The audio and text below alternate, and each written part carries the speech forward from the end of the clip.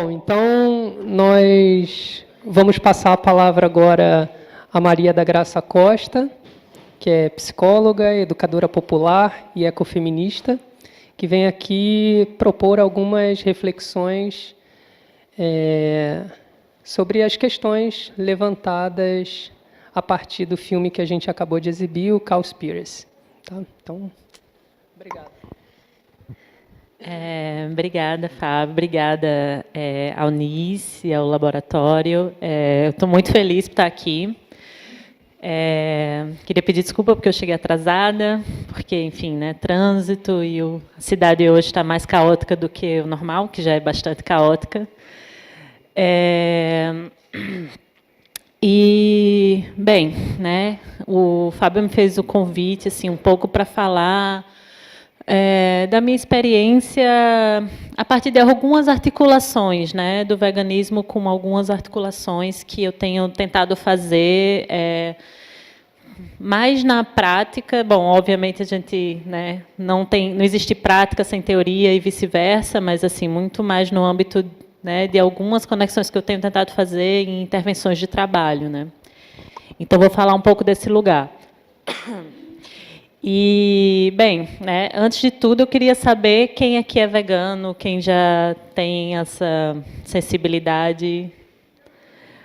Bom, muita gente, né, que é bem legal. Então, algumas coisas que eu vou falar podem ser coisas que, né, todo mundo já pensou, já discutiu e já tem familiaridade. Outras pessoas estão se aproximando agora, né, e o que é muito legal, né. E, bom, como o Fábio falou, meu nome é Maria da Graça, né? Todo mundo me chama de Maria. Eu sou psicóloga e eu comecei um pouco falar um pouco da minha trajetória, né? Para dizer como é que eu cheguei nessas conexões com o veganismo. Eu sou de Natal, né? Vocês podem perceber pelo meu sotaque. E eu sempre trabalhei, sou psicóloga e eu sempre trabalhei com comunidades rurais. Então, eu trabalhava com intervenções comunitárias, trabalhava com psicologia em contextos rurais. Então, assentamentos rurais, comunidades, cidades pequenas, enfim, né?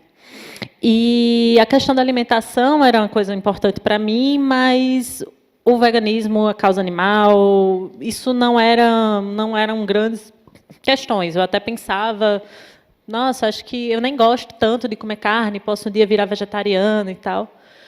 Mas eu, como pessoa classe média urbana, as questões que envolviam meio ambiente ou animais, ou tudo isso parecia muito distante de mim.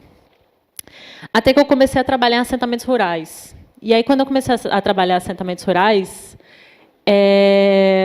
eu comecei a lidar diretamente com a forma que as pessoas cuidavam dos animais e tinham aquela relação com a alimentação e com a agricultura, né? Então, isso começou a ser uma questão para mim, porque eu comecei a entender algumas relações que, para mim, não estavam tão evidentes, né? O que pode parecer óbvio, né? Mas não é. Não é óbvio, né? Como se produz a carne, como se produz alimentos, não é nem um pouco óbvio, senão a gente não teria que fazer todas essas discussões, né? E aí, uma coisa que começou a me chamar a atenção, mais do que a produção de carne, de frango, enfim, em si, era a forma como a agricultura familiar ela ia cada vez mais sendo desvalorizada e ia se perdendo, mesmo em contextos de assentamentos rurais. Porque existe um lobby gigantesco, né, da indústria alimentícia e uma série de dificuldades que a gente sabe, que dizem respeito ao acesso à terra, que dizem respeito à produção. Eu estou falando também de lugares. O contexto era o sertão nordestino, então, assim, contextos de falta de acesso a políticas públicas, assistência rural, enfim. Um contexto bem complicado, né? E, nesses contextos, eu comecei a perceber que a cultura alimentar das pessoas e a produção de alimentos e a agricultura familiar era muito difícil, era muito desestimulada por uma série de dispositivos, inclusive do governo, né? Já existia e existe um lobby muito grande de empresas que são donas de sementes, como a Monsanto, que eu acho que todo mundo já deve ter ouvido falar, né? Tomara que eu não seja processada com as coisas que eu vou falar aqui, estão sendo filmadas. E aquilo me chamava muito a atenção, né? E aí aquilo começou a me incomodar muito e eu comecei a pensar a alimentação e o sistema agroalimentar de maneira mais séria na minha vida, né? Inclusive pensando enquanto pesquisadora, né? E vejam, eu sou psicóloga, não é algo que a gente estuda na psicologia, né? Não se fala sobre isso, assim. Basicamente a gente nem fala sobre contextos que não sejam urbanos e que não seja clínica fechada, toda uma série de discussões, né? Então aquilo começou a me incomodar. E aí, em algumas atuações que a gente fazia na comunidade, junto com movimentos sociais de reforma agrária, como o MST, começava-se a fazer uma discussão muito forte sobre a agroecologia, que não era tão dada, assim, no meio dos anos 2000, não era uma discussão tão forte como a gente consegue perceber hoje, né? Então, a partir daí, eu comecei a tomar os sistemas agroalimentares como uma questão na minha prática profissional, mesmo enquanto psicóloga, que não se pensa que é, né, uma prática da psicologia, discutir isso, e enquanto pesquisadora. E aí eu acabei virando, né, militante da agroecologia e pesquisadora, né, desse tema. E, através disso, eu me conectei com o veganismo. E porque, para mim, não dava para pensar a produção, o sistema agroalimentar, né, sem pensar como a indústria da pecuária ela é uma das maiores responsáveis pela degradação do meio ambiente, pela pobreza, pela exploração do mercado de trabalho dos produtores rurais, por todo esse sistema que o Cowspiracy mostra, né? Que mostra nos Estados Unidos, mas, obviamente, a gente conhece muito bem no Brasil. E, a partir dessa conexão que eu fiz, né, que não era uma conexão dada, né, eu comecei a tentar trilhar alguns caminhos também a partir de outra conexão que eu achava essencial e que eu acho essencial, que é o feminismo, né? Então, eu falo também desse lugar de ecofeminista. E o que é isso, né? Falar, então, de alimentação enquanto feminista, né? E repensando a minha alimentação e as minhas escolhas de consumo, daquilo que eu comprava, daquilo que, enfim, né? Mudar um estilo de vida, que é um processo, né? Eu ainda tenho vários processos para fazer, e, enfim, não é algo que é do dia para a noite e não é simples, né? Mas pensando isso, como poderia articular o feminismo, a agroecologia e o veganismo, né?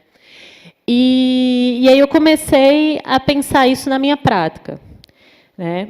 E eu acho que um pouco também a discussão que eu trago hoje é para a gente pensar possibilidades a partir dessas práticas, né? Dessas esferas, né? Quando eu coloco a questão do feminismo, do veganismo e da agroecologia como questões que se colocam, que se constituem, né, eu parto do princípio que são projetos de mundo, né? Eu não sei se todo mundo aqui sabe o que é que significa agroecologia, ou se todo mundo já ouviu falar sobre isso, ou não. Acho que, né? Então, vou falar um pouquinho, né? A agroecologia é tanto uma tecnologia de produção de alimentos, como é um projeto de transformação das relações que a gente tem com a natureza, com as relações de trabalho, com as relações dos humanos e não humanos, né? E o que é isso, né? O que são esses não humanos, né? Não são só os animais, é tudo aquilo que a gente entende como natureza, como meio ambiente, né? E aí, nisso, né, nessas discussões, na leituras, de conhecer pessoas de outros lugares e de comunidades indígenas, de comunidades quilombolas, eu comecei a perceber que também isso era uma luta na esfera da descolonização. Então, da descolonização das nossas práticas alimentares, dos nossos corpos e da nossa relação com a natureza, né? Nós temos uma relação com a natureza, né, na nossa sociedade ocidental, moderna, que a gente entende que a natureza é algo separado de nós, né? Nós somos a cultura e tem a natureza, né? E existem vários povos, existem vários sistemas de pensamento que não entendem essa separação, onde essa separação não faz o menor sentido, né? Essa separação acaba justificando muitas das relações de exploração que a gente tem com o meio ambiente, né? A ideia de que a gente pode extrair do meio ambiente tudo para o nosso usufruto, porque, afinal, nós somos quem dominamos, né? Nós transformamos a natureza, nós representamos essa cultura que vai lá transformar essa natureza que está lá intocada, né? E aí, vendo essas discussões que surgiam, né, acerca da descolonização, eu comecei a perceber que o veganismo era um processo de descolonização na nossa cultura alimentar, da nossa cultura alimentar urbana, ocidental, moderna, né, que foi pensada dentro de um contexto de pessoas brancas, os homens brancos, cis, heteronormativos, todas essas coisas que a gente, né, critica, mas a gente não pensa muito essa relação com a nossa alimentação, né? Que as culturas alimentares que a gente tem hoje, elas são basicamente culturas que foram impostas e que elas têm sido impostas no sentido, inclusive, de normatizar, né? A gente vê cada vez mais o empobrecimento das nossas variedades de alimento, a gente consome cada vez menos variedade, a gente consome, mesmo quem é vegetariano, tem uma variedade muito menor de alimentos que a gente consome cotidianamente, que os nossos antepassados consumiam, digamos assim, né? Então, como é que a gente faz isso? Como é que a gente pode pensar o veganismo, né, a partir dessa esfera da descolonização, como uma luta que é feminista, com uma luta que é agroecológica, com uma luta que é antirracista, necessariamente? Porque, se a gente quer fazer um processo de descolonização, a gente tem que pensar essas esferas, né? E o veganismo, ele tem a fama de ser uma luta elitista. Todo mundo já deve ter ouvido isso em algum momento, né? Ah, vegano, não, para ser vegano é muito difícil, tem que ser rico, tem que não sei o quê, tem que não sei o quê, né? E, bem, eu não vou dar aqui atestado de pobreza, não é essa a questão. Mas a gente sabe que existe essa fama, né? E a gente sabe também que, muitas vezes, a publicidade, né, do veganismo não ajuda essa fama, porque é uma coisa assim higienizada, é uma coisa assim paz e amor, é uma coisa assim parece muito fora da realidade da maior parte das pessoas, né? Aí tu vê assim o povo fazendo yoga no pôr do sol com um negócio de leite de amêndoas. Que é ótimo, tudo bem, eu faço yoga, enfim, eu sou essa pessoa. Mas vamos combinar que isso não conecta com, né, a galera. E aí, eu fazendo esses trabalhos em comunidade, assim, em assentamento, numa cidadezinha que eu não sei nem quantos mil habitantes tinha, que é lá no Rio Grande do Norte. E aí eu fazia, não, que eu sou vegetariana e tal, e aí eu era a diferentona, né, que ia lá, porque o que eu fazia lá? Eu era psicóloga e fazia mobilização comunitária, trabalhava a questão das mulheres, de saúde da mulher, enfim, eu fazia várias coisas. E, assim, eu já tinha uma relação super legal com as pessoas, todo mundo me respeitava e tal, mas, assim, na hora de comer era sempre uma questão, né? E falar, ai, lá vem Maria com essas coisas. Aí o povo vai dizer, não, eu não como carne, dona fulaninha. Ela, não, mas pega aqui um franguinho, então. Eu falei, não, dona fulaninha, eu não como frango. Ela, pega aqui um presuntinho. Aquela coisa que todo mundo já ouviu falar também, né? E aí eu comecei a fazer minha própria comida lá, com as coisas que tinham na comunidade. Que era, tipo, lá tem muito caju, né? Diferente daqui, que caju é caríssimo, lá, tipo, caju super barato. E, assim, era um caju de rum, mas estragava caju, pegava assim os negócios, o povo jogava fora. Aí eu falei, pois está certo. Aí eu pegava os sacos de caju, aí comecei a fazer moqueca de caju. com carne de caju. Olhava na internet as receitas e fazia, e aí não dizia o que era. Aí chegava, Dona Marilda chegava para mim e dizia assim, mulher, tu não disse que não tu comia carne, aí tá comendo frango, é? Aí eu falei, pois deixa, coma aí para você ver. Aí ela comia, gostava, aí depois eu começava. Olha, Dona Marilda, isso aqui não é frango, isso aqui é carne de caju. Aí ela, menina, mas dá para fazer isso, é? Dá. Aí fazia isso com... Aí começava a fazer com caruru, que é aqui eu acho que é bredo. Tem uma diferença. Uma planta que dá muito em quintal, que o povo acha que é mato. Aí começava a fazer um ensopado de caruru. Aí fazia não sei o quê. Aí começava a pegar os matos, as coisas que tinha, jogava fora. E começava a fazer as receitas. E isso foi um start para mim de como eu poderia fazer a minha militância enquanto feminista, vegana, nem pensava em descolonialidade, mas assim, feminista, vegana, interseccional, trabalhando a partir de uma ideia de veganismo popular e acessível e que fale a língua das pessoas, né? Que era basicamente comunicar através de alimentação, que é o que a gente sempre faz, mas através de uma alimentação que fizesse sentido para as pessoas. E fazia muito mais sentido ainda, porque naquele contexto, como em boa parte dos contextos, né, das pessoas do Brasil, as pessoas não tinham como comprar carne, porque elas não produziam, era uma comunidade de agricultura familiar, as pessoas não produziam gado para vender, isso não é a realidade da agricultura familiar, né? Então, as pessoas produziam alguns alimentos com alguma dificuldade, mas produziam de verduras e tal, alguns tinham galinha e tal, mas assim, era difícil para eles comerem carne, e ao mesmo tempo a carne era muito central, né?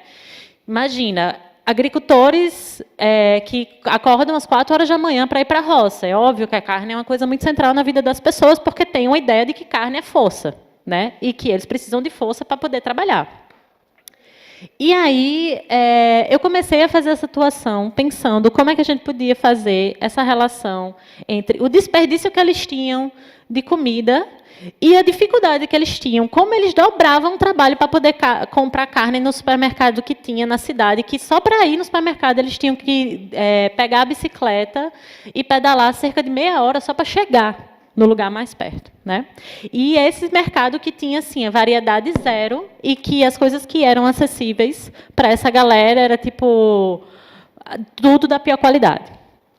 E aí começou a fazer sentido fazer esse trabalho, porque as pessoas começaram a ver que aquilo que elas jogavam fora podia ser as mulheres, principalmente, né? Eu trabalhava mais com as mulheres e era quem acabava se interessando pela história, né? Isso é inegável.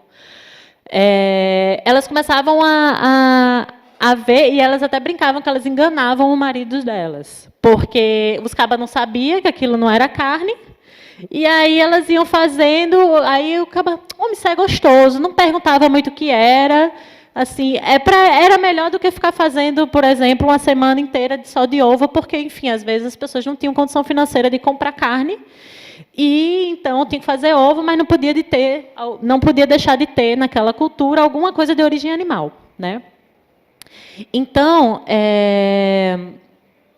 óbvio, sem falar de vegetarianismo, sem falar de veganismo, sem falar de nenhuma luta, sem fazer nenhuma grande análise de conjuntura, né? Eu fui tecendo essa prática, né? Essa intervenção, que eu nem tinha nenhuma coisa na minha cabeça quando eu fiz, só fui fazendo, né? Porque eu precisava comer e então eu comecei a fazer para mim e para elas. E aí isso acabou dando muito certo porque, enfim, para encurtar a história, a galera começou a gostar dessa coisa de reaproveitar coisas, né? E as mulheres tinham muita demanda de inserção no mercado de trabalho, porque assim a agricultura não é valorizada e tipo não chove, aí tem uma série de dificuldades, enfim, né? E aí a gente conseguiu fazer umas oficinas lá para fazer aproveitamento, beneficiamento de resto de alimento. Então compota com o caju que elas jogavam fora, fazer alguma coisa com casca de chuchu, fazer, enfim, várias coisas, né, que elas começaram a fazer e formaram uma cooperativa. E essa cooperativa ainda existe hoje, elas viajam nessas feiras de artesanato e vendem os doces e as pimentas e as geleias como é? Não é taioba, porque lá não tem taioba. É uma coisa que parece a taioba daqui, enfim, né? Rolou e deu certo. E beleza, também nunca mais pensei, achei massa, mas nunca mais pensei sobre isso, né? E aí continuei minha vida e vim parar no Rio de Janeiro. E aí, quando eu vim parar no Rio de Janeiro, com uma história que é muito longa, então não vou contar, eu conto depois,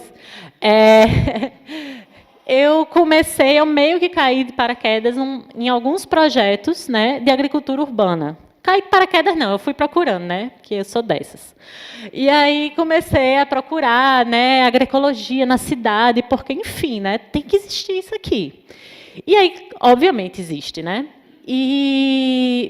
E aí eu descobri várias iniciativas de agroecologia na cidade do Rio de Janeiro, né? Não só em áreas que são mais rurais, assim, até porque, pelo plano diretor mesmo do Rio de Janeiro, não existem áreas rurais, segundo o plano diretor, apesar de que, né, quem já foi em Vargem Grande, quem já foi em alguns lugares ali, Campo Grande mais para o final, enfim, né, tem muitas áreas de plantio lá.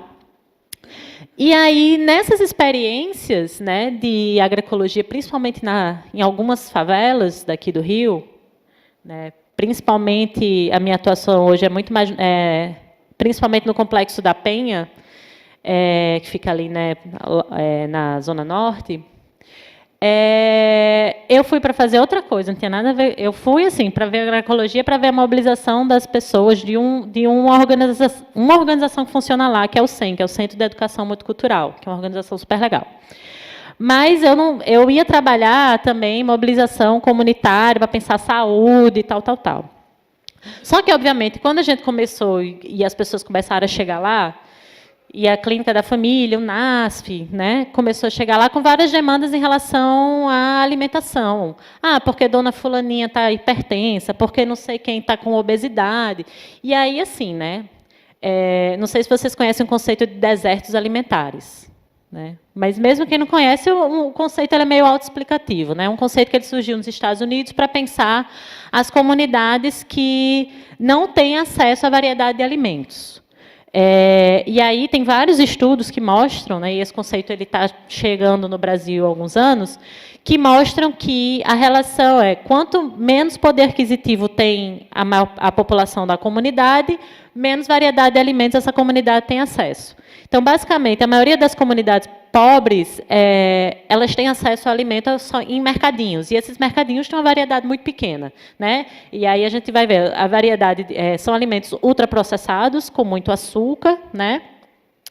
E aí pouquíssima variedade de verduras, enfim, né? Geralmente tem alface, cebola, tomate e com muito agrotóxico, né?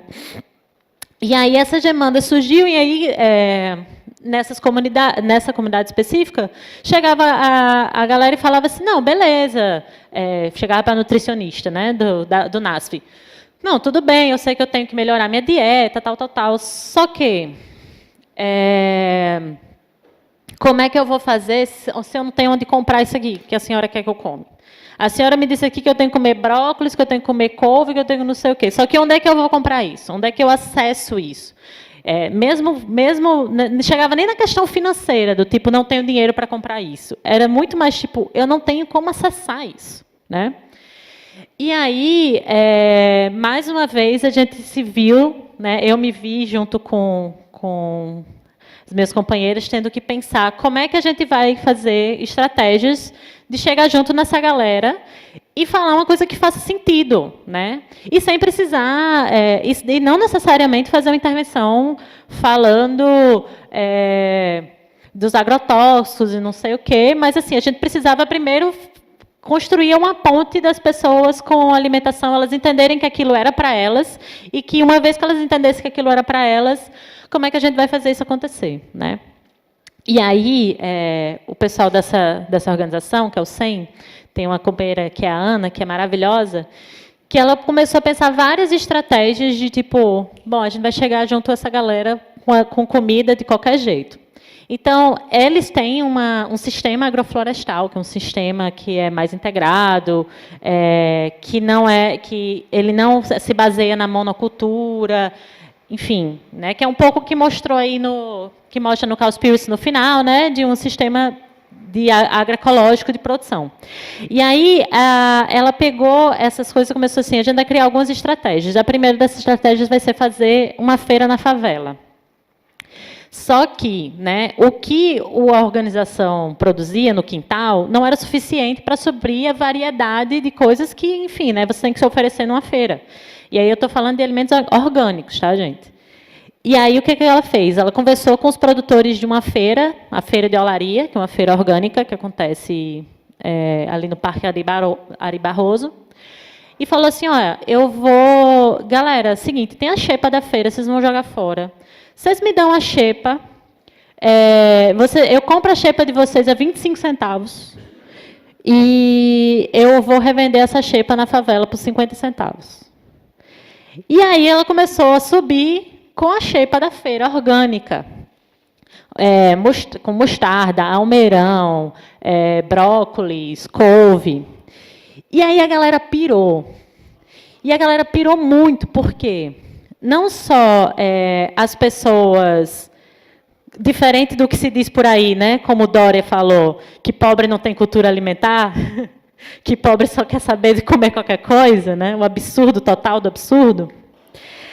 Não só as pessoas têm muita cultura alimentar, elas têm muita vontade de acessar alimentos, e uma vez que elas têm acesso de alimentos, naturalmente elas comem menos carne, porque fica cada vez menos central nessa alimentação. E porque o alimento é acessível e faz sentido, né? E aí ela começou a subir o morro e a galera pirando, e tipo assim, não, todo mundo quer, e assim, começou a virar uma mobilização. E dessa mobilização, né, a própria comunidade disse, não, vamos fazer uma feira uma vez por mês na favela, porque enfim, fazer uma feira lá em cima tem uma logística, né, gente? E aí consegui mobilizar uma galera de outras feiras do Rio de Janeiro e foi fazer feira lá em cima. E aí o que acontece? Né? A galera começou a fazer a feira na favela e começou uma revolução, né? Uma pequena revolução. Né? As pessoas começaram a acessar mais, começaram a ir mais na organização e começaram a falar mais sobre isso. Né? E aí a Ana, que é essa gênia, teve outra ideia. Ela falou assim, eu vou começar a vender agora, sabe aonde? Vou começar a vender no trem. No trem, minha gente. Ambulante do trem, a coisa mais maravilhosa. A gente passa 3 horas no trem, tá ligado? Indo, sei lá, para Santa Cruz, Central Santa Cruz. E aí o que a gente tem acesso no trem?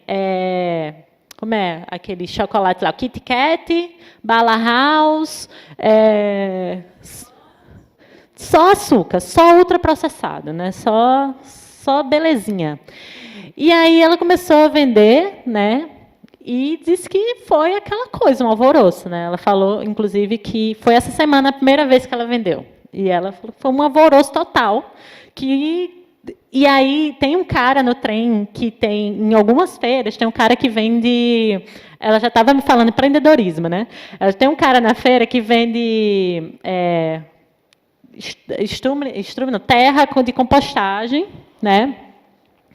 E aí ela já estava assim, não, a gente vai vender, porque tem um cara que é o rei da bosta, né, que faz com a terra com estrume. Ela, não, a gente vai fazer com terra de compostagem, a gente vai fazer, né, a coisa assim, black bloc mesmo. E aí, enfim, né? E aí, a partir dessas demandas que surgiram, o que aconteceu, né? A gente tinha essa parceria com o NASF, com a Clínica da Família que atende o território, e a nutricionista começou a chamar a gente para fazer oficina lá. E aí é que entra a grande coisa do veganismo, né? A partir do momento que as pessoas já estavam sensibilizadas e elas já estavam conhecendo esses novos sabores e essas coisas, e elas tinham acesso a partir dessa estratégia, elas começaram a se abrir, por exemplo, quando a gente começava a falar, não, vamos fazer uma coxinha de jaca? Oh, meu, que coxinha de jaca? Eu falei, é a coisa mais gostosa que você vai comer na sua vida. E, de fato, né?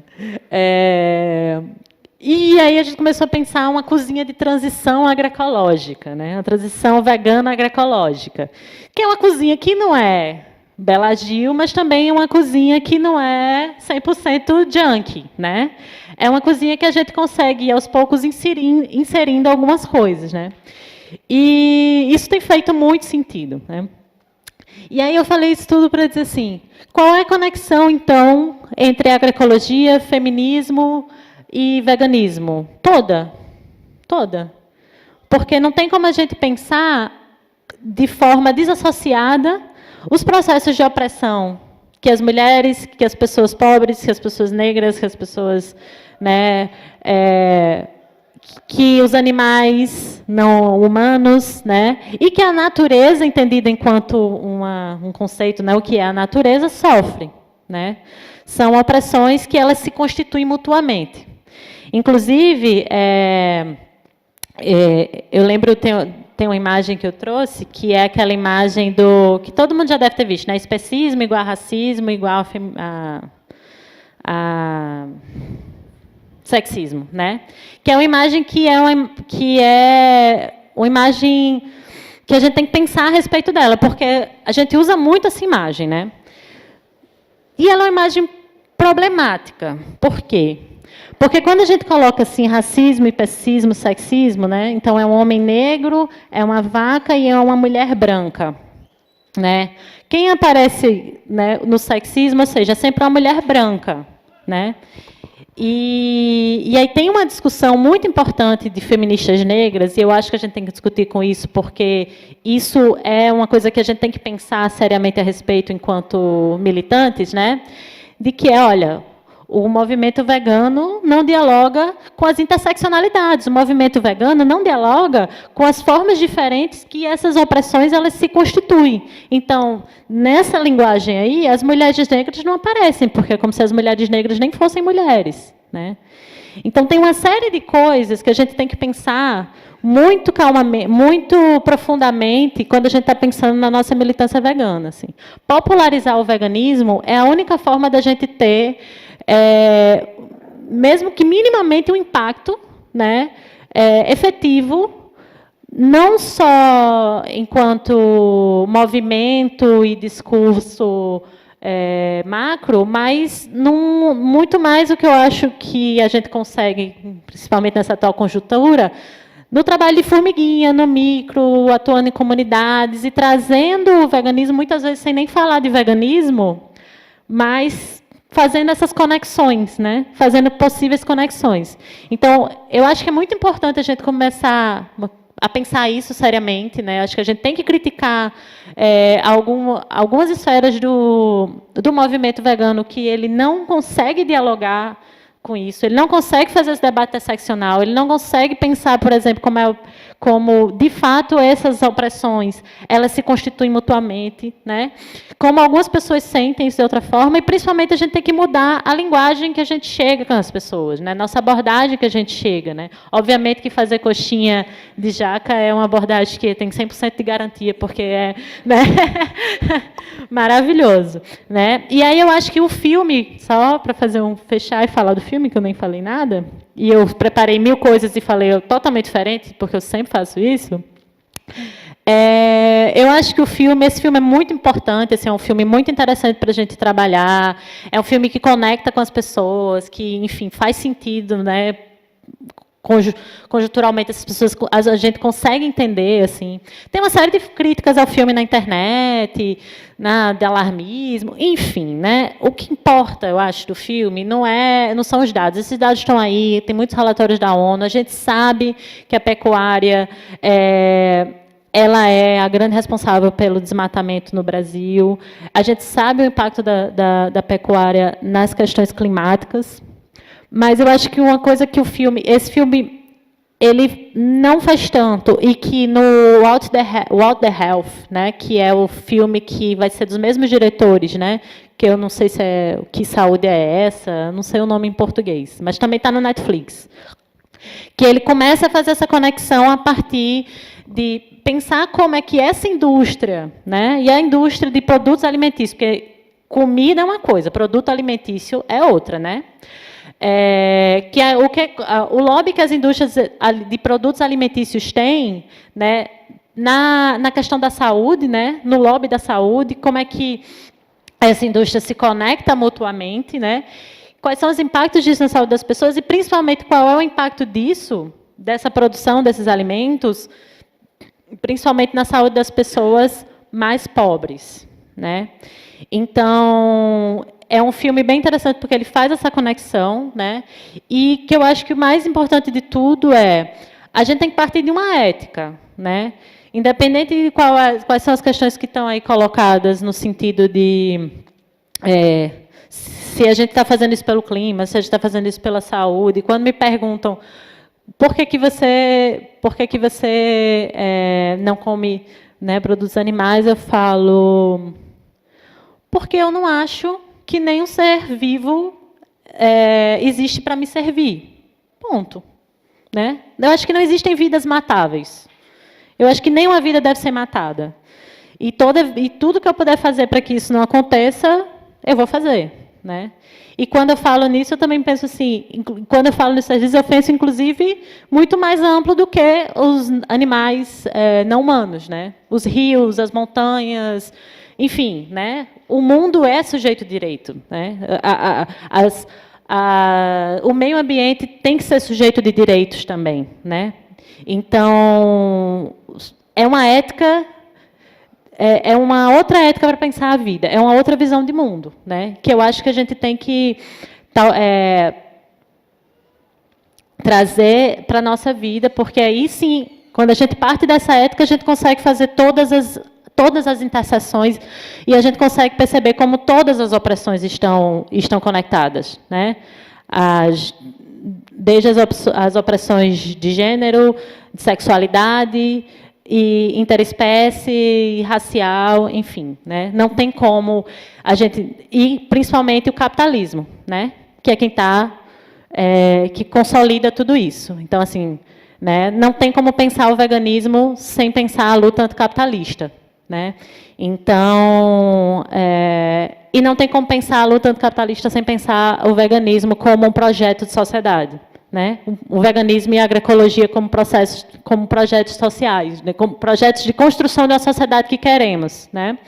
Então, só encerrando, eu acho que fica o convite, né, para nós, veganos e militantes, pensarmos seriamente a luta anticapitalista e essas interseções, né, que eu trouxe um pouco na nossa esfera de debate, de discussão e de militância, e a necessidade da esquerda,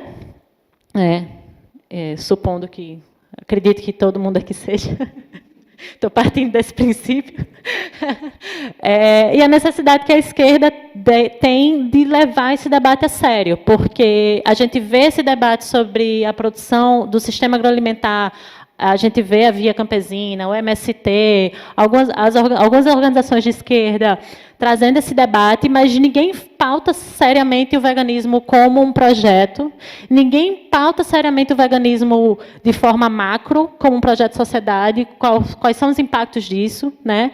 A gente, enfim, né, tem falas do tipo Lula, que tudo bem, Lula, né, a gente pode discutir se ele é de esquerda ou não, mas assim, o Lula falando, eu quero que todo brasileiro, eu quero ver um brasileiro comendo carne todo dia na mesa dele.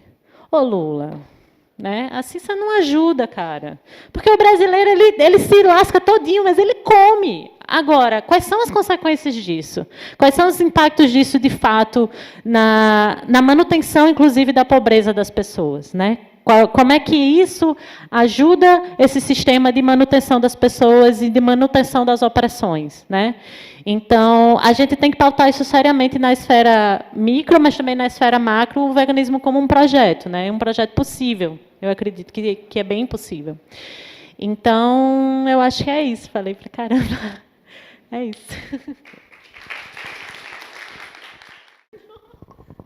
Bom, não sei se falou para caramba, mas a sensação que tem é que você poderia falar mais um tanto de tempo e a gente continuaria te ouvindo por mais esse tempo todo. Então, a gente passa agora para colocações, intervenções, enfim, para vocês poderem também participar dessa conversa. Afinal de contas, a ideia é estabelecer essa conversa, né? Então, Amiel. Parabéns pela pela fala. Achei que você trouxe muito bem assim a ideia da agroecologia e todo esse processo. E uma coisa que eu senti falta no filme e que você aborda bem agora, principalmente no final, foi a questão da indústria alimentícia, né? E eu acredito que a gente tem um processo muito complicado no Brasil, quando você vê uma bala ou um cookie custando um valor, e você tem um produto alimentício vegano custando um valor um pouco maior, ou então até não sendo comercializado nesse espaço, porque, lógica. Então, eu acho que é necessário a gente pensar isso também, né? E aí, assim, eu fico muito pensando sobre... Eu não sou vegano, não sou vegetariano, mas eu tenho visto isso e tenho pensado como pensar a lógica do sabor, que é uma coisa que a indústria alimentícia trouxe para as nossas vidas em urbanidade, que a gente precisa também pensar, né? Eu acho que essa lógica do sabor, como modificar isso, também é importante. Também precisa ser discutido no meio vegano, até para chegar para nós, né, como sociedade, e para quem não tem muita grana mesmo para investir. Quer dizer, lá no trem, está vendendo alguma coisa, como que eu posso fazer chegar o sabor vegano, né, a comida vegana, nesse espaço? Eu queria que você falasse um pouquinho sobre isso. Bom, parabéns aí pelo... Achei melhor a sua fala do que o filme. E vou dizer por quê. Embora eu vou fazer uma crítica. É muito curioso como o filme fala da exploração animal, mas não fala da exploração humana. E aí eu botaria um outro quadradinho ali, uma outra conexão, que é o classismo. Eu acho impossível uma luta anticapitalista que não seja uma luta que envolve relações de classe também. Eu fico imaginando que, no futuro, nós vamos ter corporações de veganismo explorando pessoas. Sabe, eu estava até citando esse exemplo. Então, é uma indústria da moda famosíssima, que a produção é na China, dentro da família, explorando criança. O capital tem uma capacidade enorme de ocupar os espaços. Então, eles criam um espaço dos negros e fazem todos os produtos de luxo para negros. E a mesma coisa vai fazer com o veganismo. Esses dias tinha uma notícia da Ambev, que é aquela empresa da cerveja, que comprou uma empresa doméstica de produtos, não era nem veganismo, de produtos orgânicos. Gente, isso é uma coisa que vai acontecer se não já está acontecendo. Então, eu acho assim, a gente tem que parar de separar as lutas. Parar de separar as lutas. Parece que a esquerda marxista pensava só em termos de relações de classe. Agora, o outro lado só pensa em relações de raça, feminismo e especialismo. Não tem classe. Eu não consigo compreender. Ainda mais se o veganismo é popular. Sabe, os trabalhadores são expulsos das terras. São expulsos, eles são separados daquilo que produz as coisas para viver. Isso, para mim, é de uma importância fundamental. Fundamental. É um grupo pequeno de pessoas no mundo que domina toda a produção de coisas materiais para a pessoa viver. Como diz Marx, não tem como ter liberdade.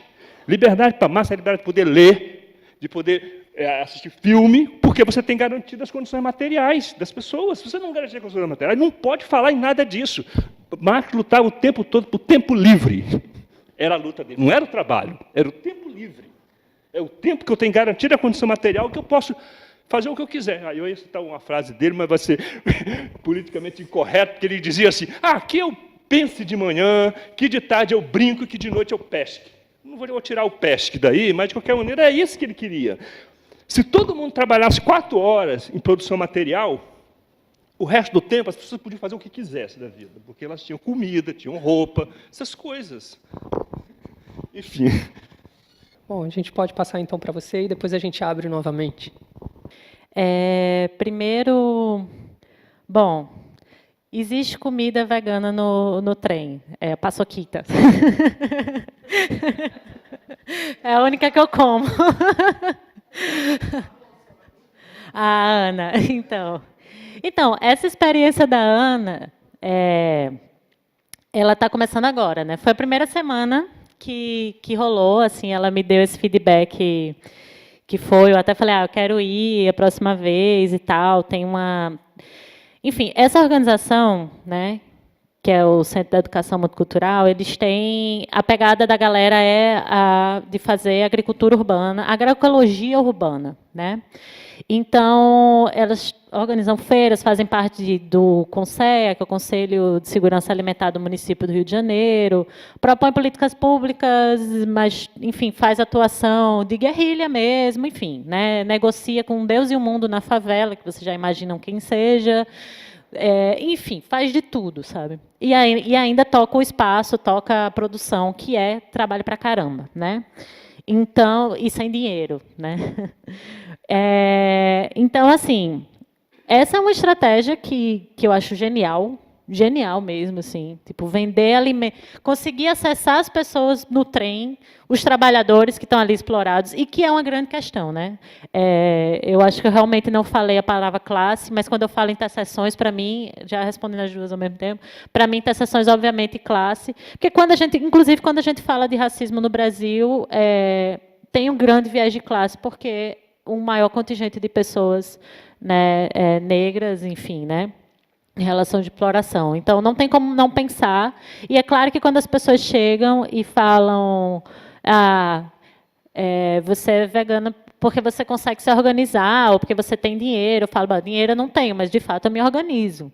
Então, eu tenho algo que é um privilégio gigante, que é tempo. Né? Eu consigo ter tempo para fazer minha comida, eu consigo me organizar, né? Mas é óbvio que se o cara trabalha 8 horas por dia, leva 2 horas no trem para chegar no trabalho, mas leva mais 2 horas para voltar, né? As possibilidades, os privilégios que ele tem são muito menores, né? Dia desse, aquele cara, o Anderson, que é do Universidade da Correria, que ele escreve uns textos, Anderson França, né? Eu sempre fico vendo os posts dele, e ele falou uma palavra, porque a galera é vegana e não sei o quê, e aí vem, né, falando tudo namastê, paz e amor, mas, cara, na periferia o cara quer, sabe, a galera não tem o que comer, e de fato, mas assim, o que a gente quer não é que, tipo, as pessoas... A gente não quer ter o privilégio de, tipo, ser a casta das pessoas que têm uma fazenda orgânica. Eu não quero ser o Márcio Garcia, não, como é o nome do outro lá? O Palmeiras, o Marcos Palmeira, que tem uma fazenda orgânica. Ou a Gisele Bündchen, que tem galinha, não sei o quê, sabe? Quando a gente fala nessas interseções, são justamente porque as relações de classe, de gênero, de raça, que fazem com que algumas pessoas tenham privilégios e outras pessoas necessariamente sejam oprimidas e não consigam ter o básico, né? Então, pensar essas estratégias é justamente fazer essas conexões e não tem resposta. Eu acho que a gente vai construindo isso como... eu acho que pensar esses lugares de privilégio, tentar se destituir desses privilégios, conseguir fazer esse processo, né?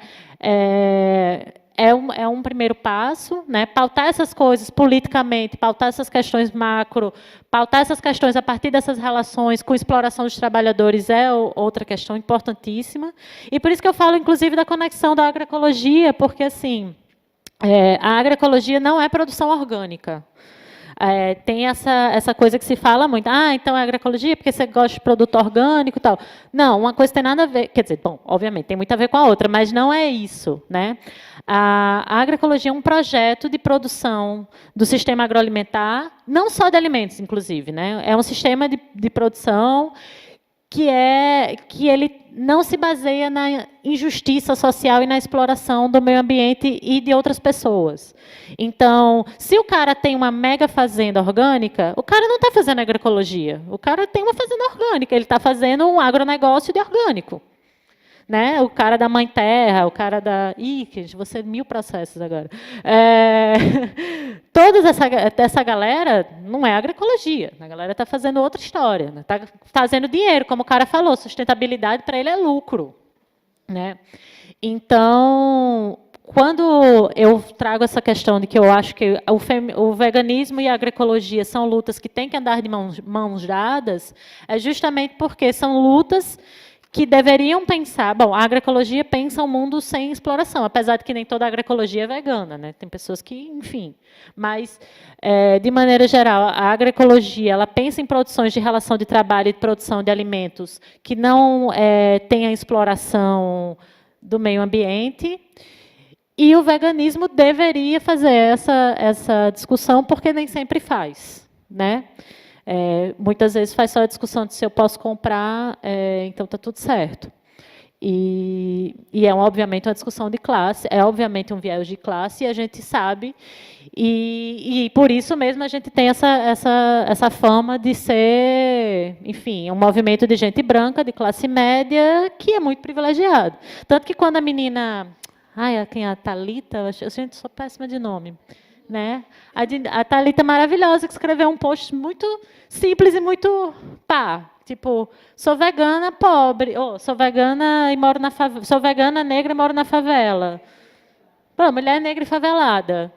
Como é que eu faço isso? Está aqui, o que é que eu como num dia? Geralmente é isso aqui, eu trabalho para caramba, então eu vou comendo não sei o que no trem, vou comendo não sei o que.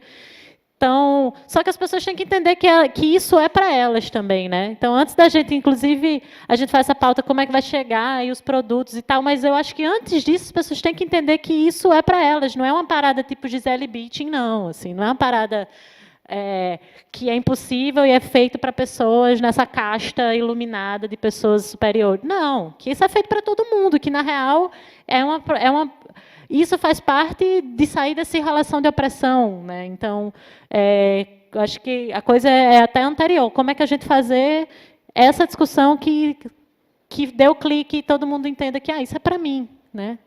É isso.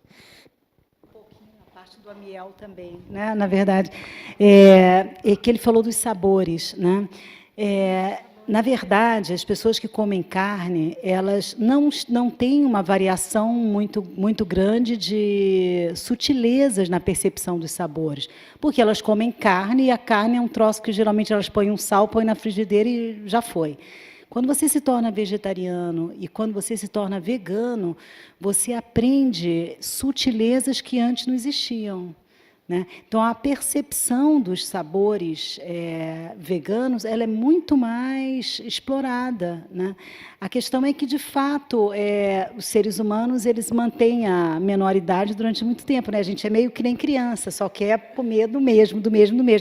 Mas, se as pessoas provarem, elas evidentemente vão gostar. O problema é que as pessoas não gostam muito de testar coisas novas, mesmo quando adultas elas têm essa... Né? Por isso que ela falou, na verdade, essa disponibilidade, né? Essa abertura para o novo. Se você faz uma... Eu fiquei maravilhada, né? Não sei também fazer caju como... Mas, por exemplo, deve ter ficado uma delícia, mas quando as pessoas comem, eu tenho essa experiência com quibe. Quibe, as pessoas assim, não acreditam que eu não coloquei carne. E eu não consigo entender por que elas não acreditam, porque carne é uma parte de alguns quibes. Né? Na verdade, aqui no Brasil, é que qualquer coisa, a gente está tão acostumado a ter a carne moída, né? Massa de tomate é com carne, ninguém nem pensa na possibilidade de fazer outra coisa. Mas é um pouco isso, é ter uma disponibilidade para testar os novos sabores. E aí, isso eu pude presenciar com todos os vegetarianos e veganos que eu conheço. As pessoas que não gostam de cozinha como eu, passam a até ter prazer em fazer certas coisas. Por quê? Porque se torna assim, um laboratório de sabores. né? E um laboratório, eu estava pensando, você estava falando da Thalita, a gente fez uma entrevista com a Natália, né? E a Natália disse assim, eu perguntei para ela, o que você come, a Natália Ster, né, do Favela Vegana. Aí ela disse assim, era para ela poder dizer, porque a gente estava fazendo um vídeo sobre veganismo popular. E aí ela disse assim, eu como tudo que as outras pessoas comem, só que sem carne, né? Aí ela falou assim, eu faço bolo. Eu falei, como é que você faz bolo? Ela, ué, como assim, como é que eu faço bolo? Água, farinha, né, alguma outra coisa, açúcar e óleo. E eu falei, mas dá certo, Natália? Ela disse, fica ótimo, fica super fofinho e tudo. E a gente, é claro, a gente aprende aquela coisa do tem que colocar linhaça, tem que colocar banana, tem que fazer isso, tem que fazer aquilo outro. E essas pessoas não fazem nada disso, né? E dá certo. Né? Eu acho que se a gente resolver deixar de tentar substituir, a gente vai conseguir fazer sem nenhum problema também, né? Pois é. E veio a imagem que o veganismo, então, promove uma emancipação dos sentidos, né? Porque... Não sei por que o veganismo tem que ser associado a um status quo e a riqueza. Porque, conforme você vai cozinhando, você vai experimentando ervas e vegetais que são muito baratos, se você comparar com 1 quilo de carne. Então, o que a gente descobre é que... vou dar um exemplo doméstico, né? Uma pessoa que trabalha lá em casa 2 vezes por semana, quando ela começou a trabalhar, que tem toda aquela tradição da carne e tal, né? E que foi vendo e comparando com o custo da casa dela, foi percebendo que o nosso custo era muito mais acessível, em conta, e ela mesma começou a diversificar os gostos, misturar com temperos e levar essas receitas para a sua própria casa, que também tem uma ideia de que, numa mesa, um pobre tem que ter uma mesa rica. Isso é um conceito de classe média, e que tudo pode faltar, mas a alimentação é o máximo. Né? E aí a pessoa vai desconstruindo essa mitologia, né, de que a fartura significa frango, a carne bovina, a carne suína, né, porque a gente também tinha isso. Peixe, né? Quer dizer, tinha essa trilogia, pelo menos tinha que passar pela mesa durante toda a semana. E o que a gente gastava era muito, em comparação com o que a gente gasta hoje, em termos de que a nossa qualidade de sabores também se diversificou. Né? E a gente vai aprendendo que, pegando um gancho aqui, né, pensando na exploração, né, que a gente pode ir observando como as pessoas vão se descolando, se descolonizando, da ideia de que elas não podem, porque você constrói isso, né? E o cérebro permanece com a ideia de que eu posso comprar uma carne de segunda, mas eu não posso ter uma mesa diversificada. E ela vai percebendo que, sim, ela pode. E eu tinha indicado um medicamento para essa pessoa, homeopático, e ela foi comprar, mas é tão barato, R$15. Não existe um medicamento por esse valor. E aí, mas o valor não tem a ver com a qualidade. Ele é barato e é bom, porque você acha que comprar um antibiótico de R$120, ele sim vai ter qualidade. Então, a pessoa começa a se descolar também dessas ideias de não poder, que é um conceito da sociedade que explora, patriarcal, não é? A pessoa ela fica grudada lá nos seus pequenos sabores e nas suas pequenas possibilidades de vida. E aí a pessoa começa a descobrir que ela pode plantar num vasinho lá da casa dela ervas que dão sabores variados à sua comida, à sua alimentação. Isso é o quê? É liberdade, né? É isso. Não, que perguntaram, né, como fazer chegar esses sabores, essas coisas nas favelas, nas periferias. E, assim, foi dado um exemplo bem legal, mas tem muitos outros, né? Inclusive, tem um projeto de extensão na UF, de uma professora que é etnobotânica, chamou Dara Boscolo. Ela trabalha com punks, que são plantas alimentícias não convencionais. Então, ela trabalha também com isso, né, em fazer essa informação chegar justamente na periferia, justamente nas favelas, né? E eu também acho bem interessante ter trazido a Thalita, do Veganismo na Periferia, porque eu acho que ela faz justamente essa distinção super importante, né, entre o que é ser elitista e o que é ser caro, né? Tem muito facilmente associado, a gente tem muita essa associação comum, né? Ah, é de elite, então é caro, né? E os punks e esses projetos mostram para a gente que não, que é elite porque é informação, né? E o acesso à informação e o acesso aos produtos, e não pelo valor deles em si mesmos, né? E outra coisa que eu acho que assim, também é bem legal falar, e é importante aproveitar esse espaço, porque eu acho que o movimento animalista aqui no Rio de Janeiro tem muitos problemas de estruturação e de reunião, né? Então, aproveitar para falar que é isso mesmo, né? O veganismo tem que parar de ser desassociado de outras lutas. O veganismo assim, não tem como não ser interseccional, ele é em todos os sentidos, ele é de classe, de gênero, de sexualidade, de raça, de tudo, assim. Então, trazer mais uma vez isso, nessa distinção entre quem é vegano e quem é vegetariano estrito. E, por fim, também deixar um convite assim, para vocês, porque eu e Dionísio, junto com uma grande amiga nossa, começamos um movimento que chama MULA, que é um movimento unificado pela libertação animal, que surgiu um pouco da necessidade de discutir um veganismo interseccional, anticapitalista, que não é uma coisa que a gente estava conseguindo se identificar com nenhum grupo aqui no Rio de Janeiro. Então, assim, deixar o convite para vocês, grupo no Facebook, pode falar com a gente, enfim, vamos tocar essa luta, né?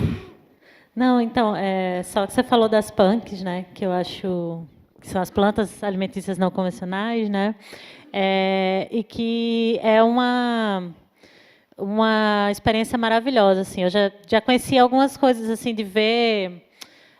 de fazer isso sem entender que era punk, eu nem sabia quando fazia essas coisas, que aquela coisa que a galera fazia era punk, né? E também de reaproveitamento, com experiências tipo a Regina Shelley do Favela Verde, Favela Verde? Favela Verde. Eu sou bem ruim de nome mesmo, gente, desculpa. E aí, uma coisa que rolou muito legal também em relação à coisa das punks e da agricultura urbana é que, nesse processo aqui no Rio, a gente começou a querer juntar a mulherada para fazer mobilização comunitária e um monte de coisa, e conversar mesmo, enfim, né? E aí, sem falar de feminismo também, porque em alguns lugares, se você falar de feminismo, espanta, então, assim, né? E devagar e tal. E aí a gente começou. E aí a estratégia que a gente usou foi ir nos quintais das pessoas para descobrir quem que plantava, quem gostava de plantar e quem queria chegar junto para plantar e tal. E aí a gente chegava e falava: ah, dona Francisca, a senhora planta alguma coisa? Eu falava: ah, planto não, minha filha. Aí eu disse: ah, mas tá. Aí ela pegava e chamava a gente para tomar um café na casa dela. E aí eu olhava assim o quintal o cimentado da Dona Francisca cheia de planta. Ué, Dona Francisca, tu não planta? Tu disse que não plantava. Aí ela: ah, menina, mas isso aqui é só um temperinho. Ah, isso aqui é não sei o quê. Aí ela começa a contar a história. Não, então, porque quando eu vim com a minha família lá da Bahia, lá da roça, e aí não sei o quê. Aí começa a contar. E aí o que a gente percebeu, assim? Uma coisa muito legal de trabalhar essas esferas, essas interseccionalidades, essas conexões, inclusive como estratégia de luta, é que as pessoas elas têm memórias afetivas e elas têm conexão e elas se identificam a partir do momento que elas plantam e que elas começam a se alimentar daquilo que elas estão plantando, ou aquele matinho que ela ficava arrancando na casa dela, aquilo ali é alimento. essa noção de que isso é autonomia, de que isso é libertação, e essa noção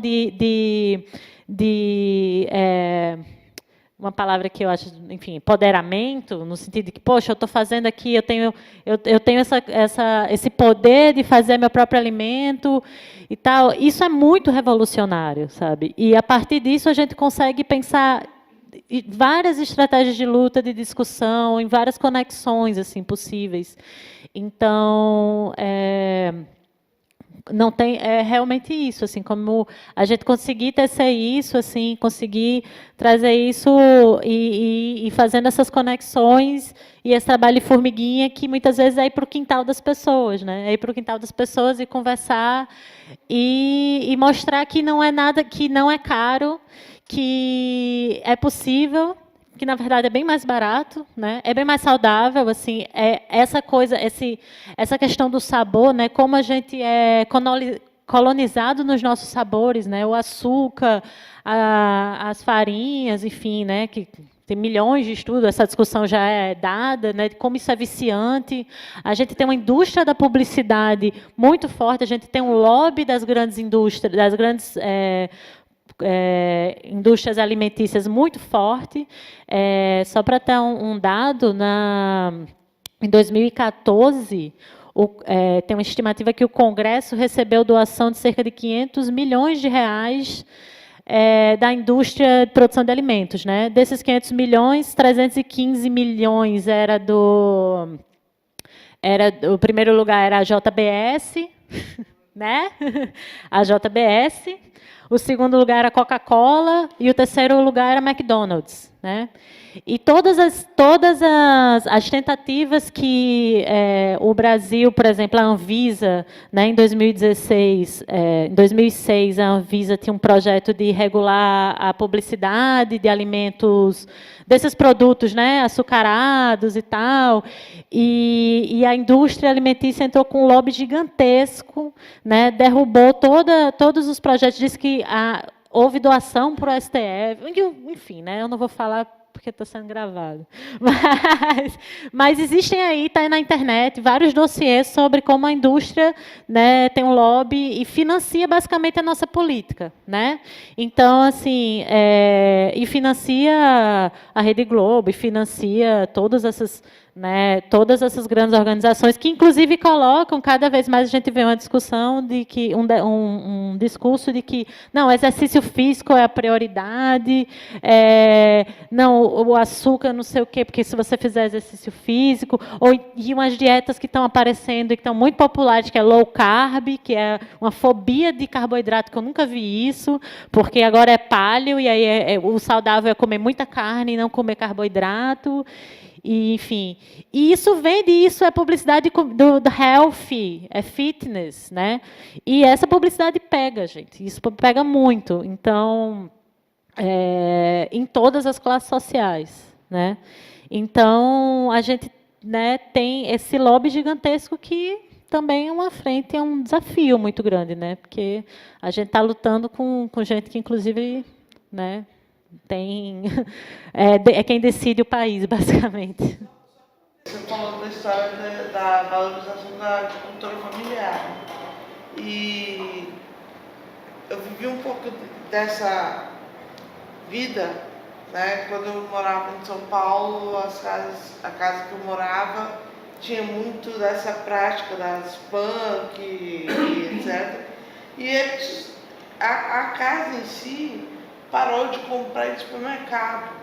Eles resolveram fazer compra na feirinha do MST, para valorizar a agricultura familiar. E isso é uma coisa que a gente não tem muito divulgado, né? E o que a gente precisa valorizar também, valorizar o pequeno produtor, né?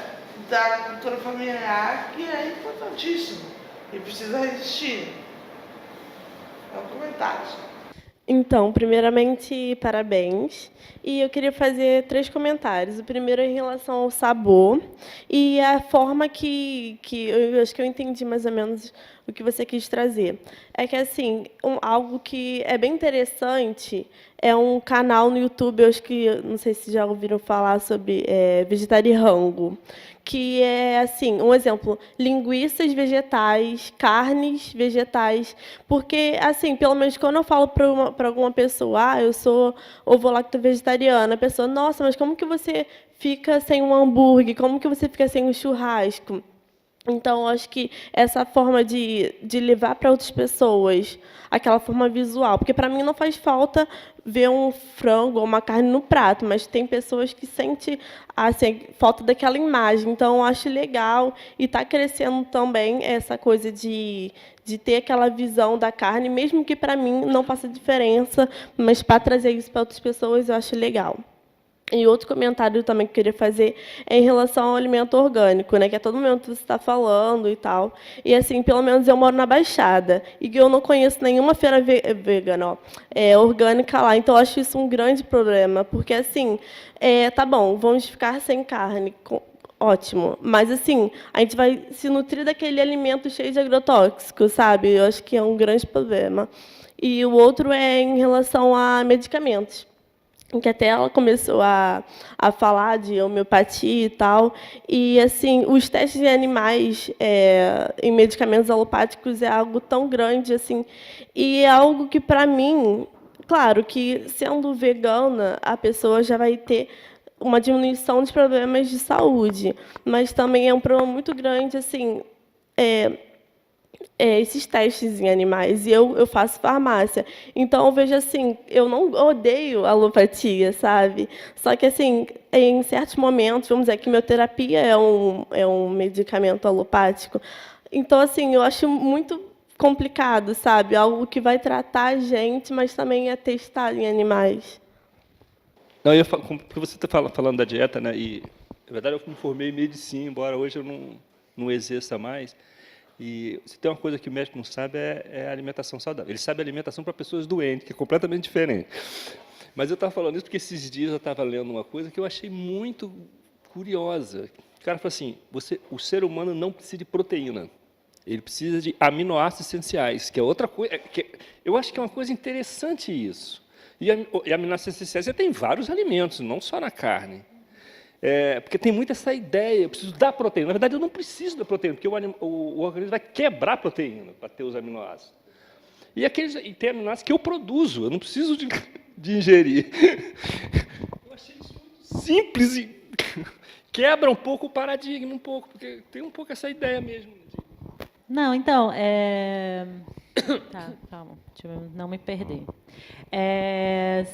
Você estava falando Sim, da Baixada, né? De como conseguir. Então, a Baixada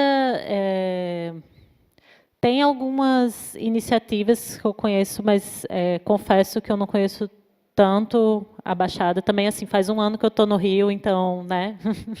Me perdoem.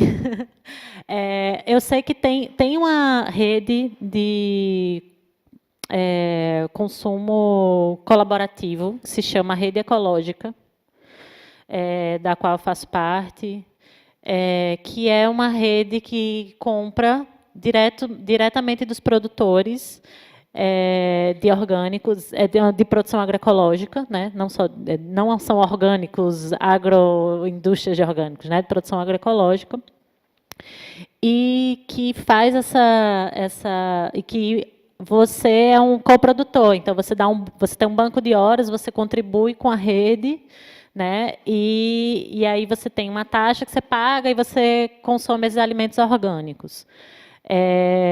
Essa rede, eu tenho quase certeza que tem um núcleo na Baixada. Você pode procurar, na rede ecológica. Tem núcleos em vários lugares do Rio de Janeiro.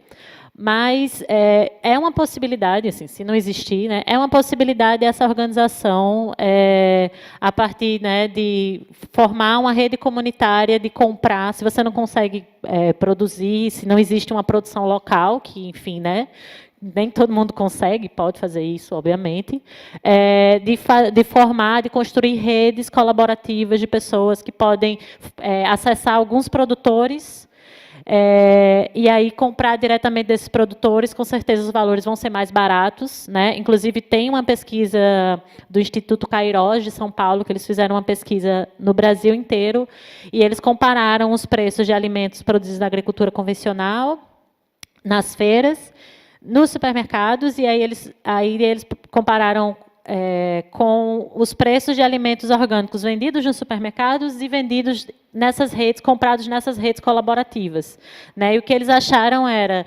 que os produtos desses tipos de rede, né, existem várias no Brasil, que são isso, pessoas que se organizam num bairro e dizem, conheço alguém do movimento de pequenos agricultores, conheço alguém de um assentamento, vou fazer essa rede e vou comprar direto dessa galera.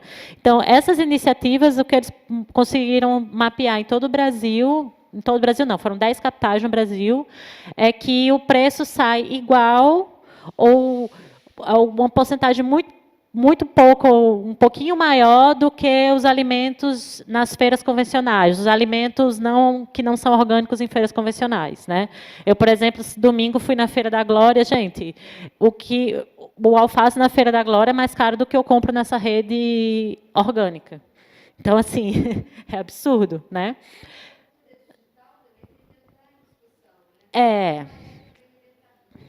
Sim.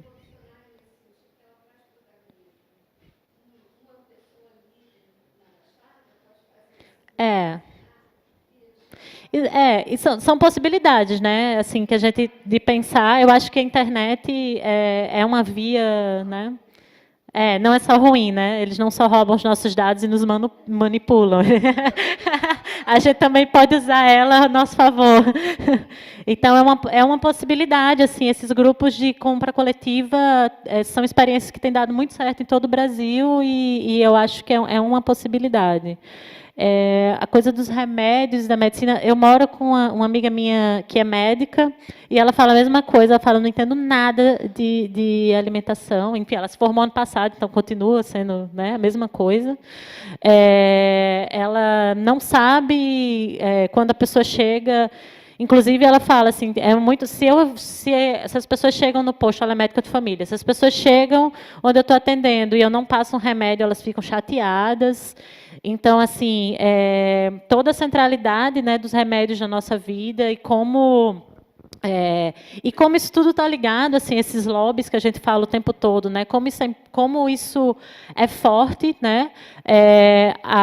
Acho que não sei se vocês sabem, mas a Bayer, que é uma das maiores produtoras de remédio do mundo, o ano passado comprou a Monsanto, que é a maior produtora de sementes do mundo, né? Então, assim, qual a conexão disso, né? Basicamente, eles causam câncer e vendem o remédio do câncer, né? Em outras palavras, né? Então, como também essa questão, né? Como a gente pode trazer, assim, tem vários, obviamente a gente sabe que quem é vegetariano com certeza já viu 1000 vezes vídeos sobre isso, até porque assim, né?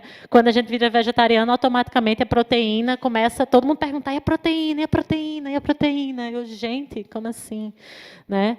Mas a gente sabe que a gente não precisa comer nenhum produto de origem animal, tem várias, até a ONU já falou isso, né? O Guia Alimentar para a População Brasileira fala isso, né? Mas realmente é um desses mitos que a gente tem que derrubar e é isso. Bom, vou falar um pouquinho também, então, levantar algumas reflexões em cima do que você trouxe.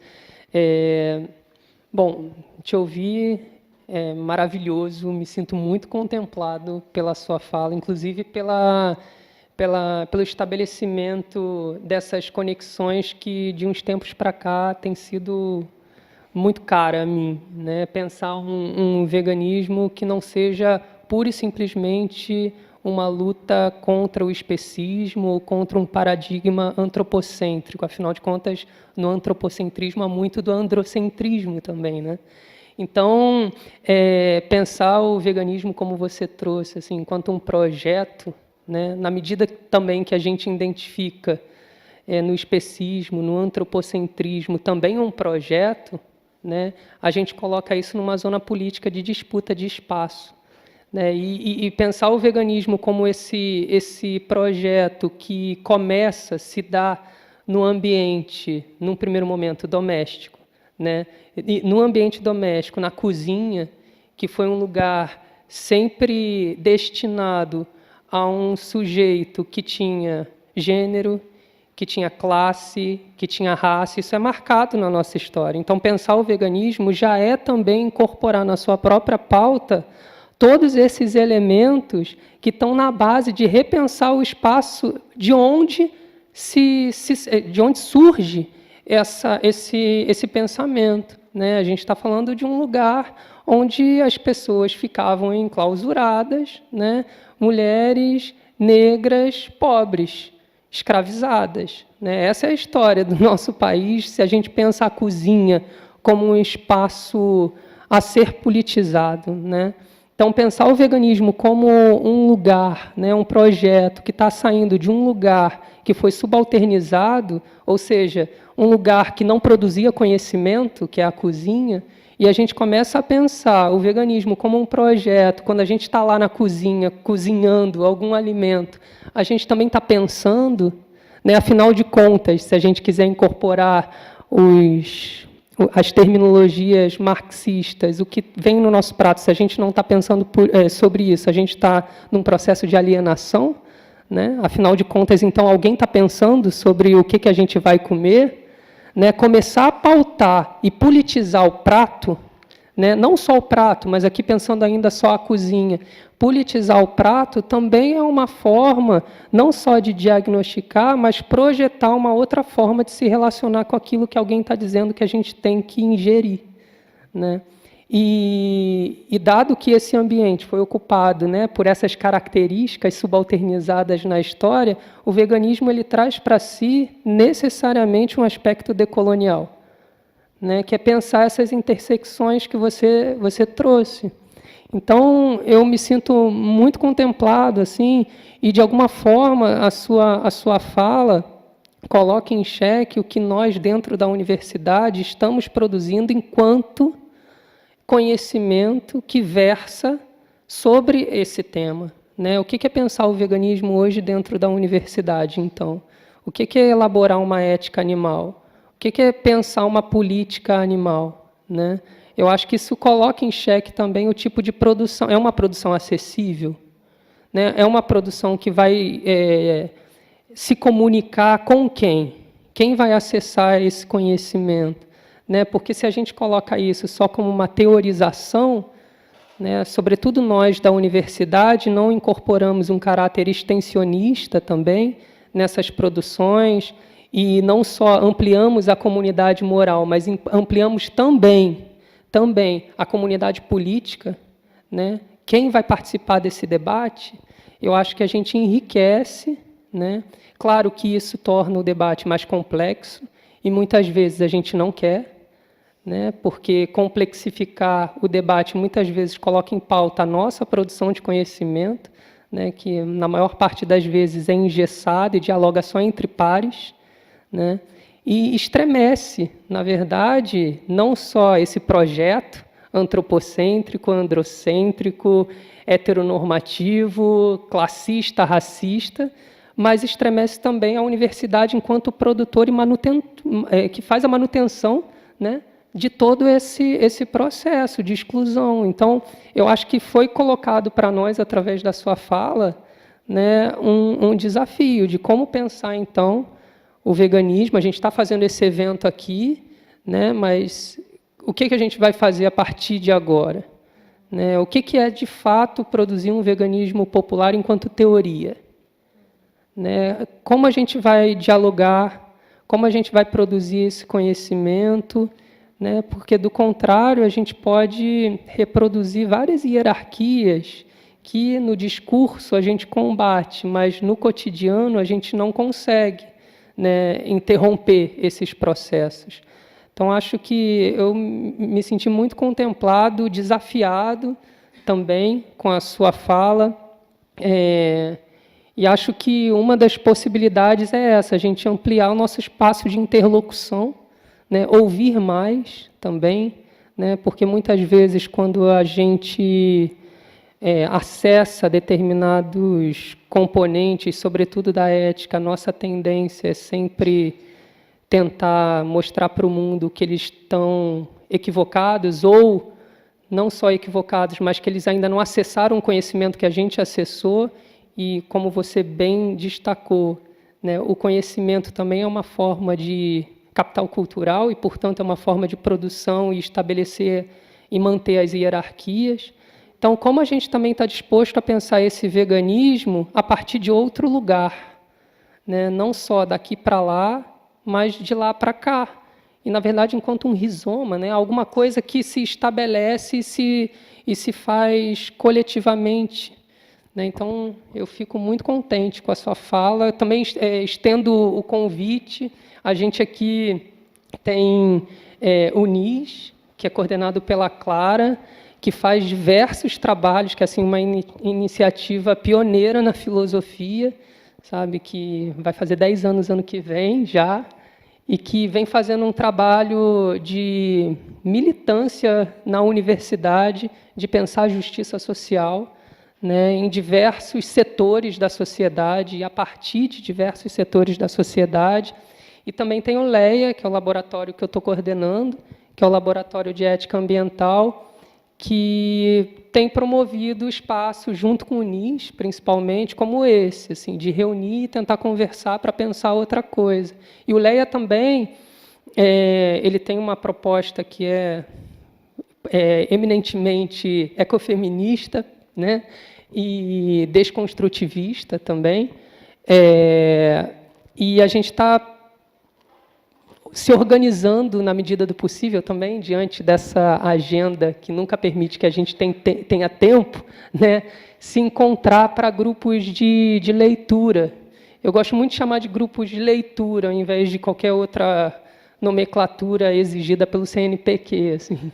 Mas grupos de leitura e que acontecem quinzenalmente. Eu sei que é sexta-feira, eu sei que é à noite, mas também foi pensado num horário que outras pessoas pudessem acessar.